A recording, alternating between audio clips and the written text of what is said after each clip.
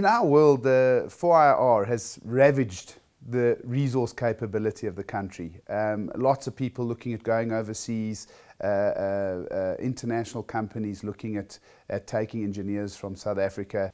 I attended a conference about 2 years ago in the US where all the top CEOs of insurance companies there were invited to a summit.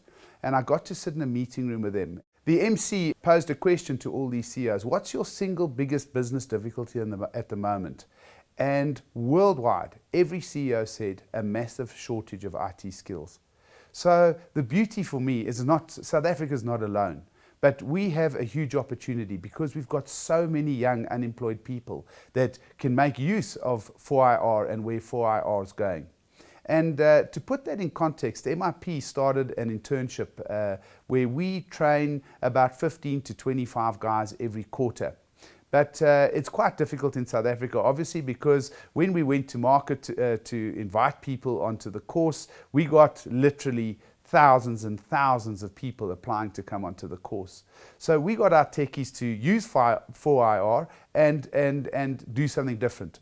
And what we did was we built a website and we published a game on the website. And if you play the game, it's moving a little robot around the screen. And while you're doing that, what you're actually doing is you're writing a very basic program.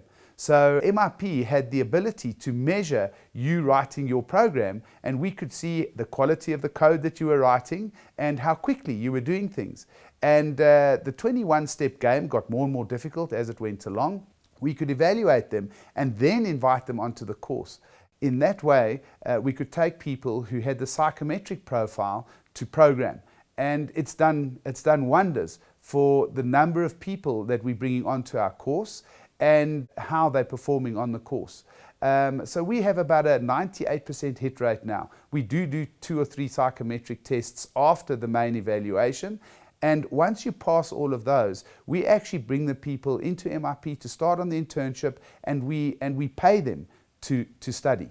And we believe there are huge numbers of people that could move into the programming space within our country and within our industry.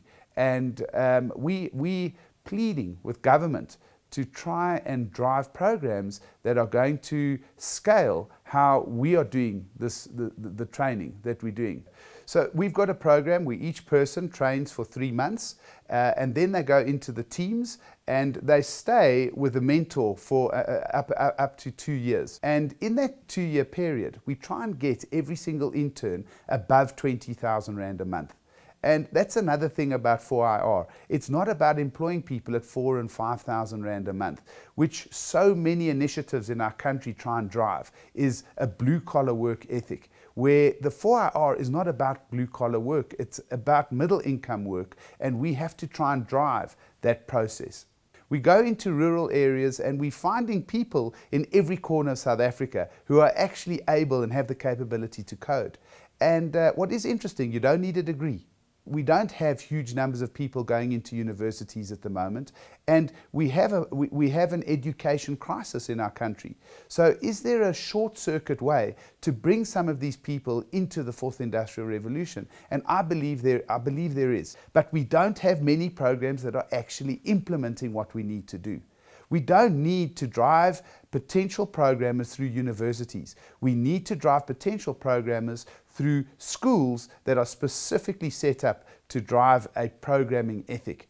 And programming, we even split programming into 2 types. There are people who program websites and there are people who program hardcore systems. Not everyone needs to program hardcore systems.